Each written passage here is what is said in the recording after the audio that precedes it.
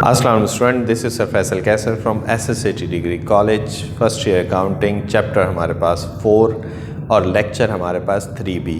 इससे पहले हम लोगों ने लेक्चर 3A करा था, ठीक है, जिसमें हम लोगों ने परचेज़ जर्नल और purchase return and allowance journal हमने बनाया था, ठीक है। सो नेक्स्ट रिक्वायर्ड पे चलते हैं। नेक्स्ट रिक्वायर्ड क्या है? नेक्स्ट रिक्वायर्ड इसकी हमारे पास क्या थी? जर्नल, ठीक है, यानी वो ट्रांजैक्शंस जो स्पेशल जर्नल में रिकॉर्ड नहीं होती, ठीक है।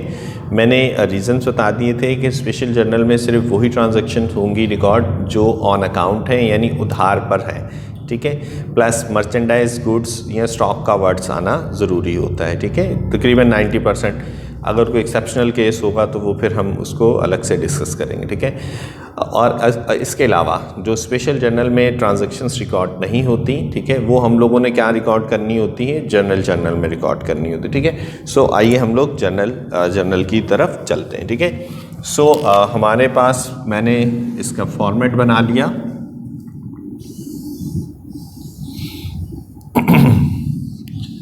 सो डेबिट का कॉलम बना लिया मैंने और क्रेडिट का कॉलम बना लिया।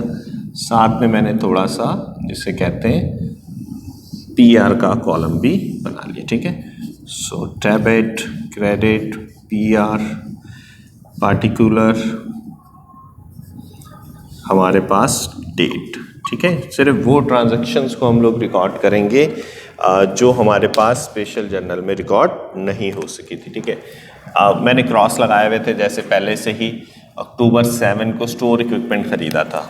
मैंने यहाँ पर लिखा अक्टूबर 7, ठीक है जी, अक्टूबर 7 में मैंने स्टोर इक्विपमेंट ख़रीदा। अब लिखा हुआ है किस पे ख़रीदा है? इन्होंने कैश पे ख़रीदा है। सो मैंने लिखा कि भाई स्टोर इक्विपमेंट, अब डेबिट और कैश क्रेडिट। कितने का स्टोर इक्विपमेंट ख़रीदा था? 2000 रुपये का। सो मैंने यहाँ पे लिख दिया 2000 रुपये का। नरेशन भी साथ प्रयास करेंगे, टू रिकॉर्ड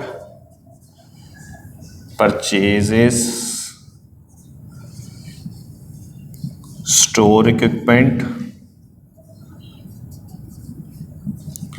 ऑन कैश, ठीक है। हमने स्टोर इक्विपमेंट ख़रीदा था और वो किस पे ख़रीदा था? उधार पर ख़रीदा था। सो मैंने ये ट्रांजैक्शन इस तरह इसको क्लोज कर दी, ठीक है।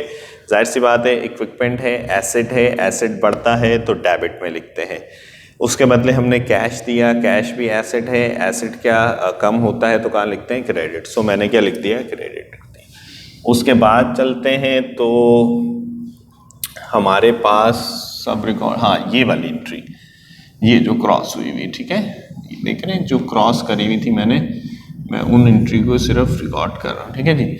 सो हमारे पास जिसे कहते हैं परचेस मर्चेंडाइज फॉर कैश, ठीक है, 3000 रुपये की मर्चेंडाइज खरीदी थी और वो किस पे खरीदी थी? कैश पे, अक्टूबर 19 को। सो मैंने यहाँ पे लिखा अक्टूबर 19 और परचेज मर्चेंडाइज खरीदी थी कैश पे, मैंने लिखा परचेजेस, ठीक है जी।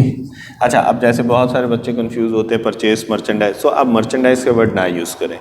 सो इसमें क्या है कि अगर कोई अलग कोई चीज़ परचेज कर रहे हैं, उसका नाम आ रहा है, कोई एसेट्स वगैरह, ठीक है, तो फिर आप उसका नाम मेंशन करें, अदरवाइज आप परचेज का वर्ड यूज़ करें। परचेज डेबिट और कैश क्रेडिट, ठीक है। कितने का? 3000 रुपये का। सो 3000 रुपये की हम लोगों ने माल परचेज किया था। नरेशन में आ गए हम लोग। नरेशन में to record purchases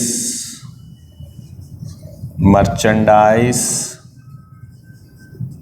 on cash, cash पे मर्चेंडाइज खरीदी थी, ठीक है। ये मैंने इसको ट्रांजैक्शन को इस तरह क्लोज कर लिया, ठीक है जी। सो हमारे पास मज़ीद चलते हैं, इसको हम थोड़ी एंट्रीज बाकी हैं हमारी। सो हमने जिसे कहते हैं थोड़ी और कॉलम्स बना लिए।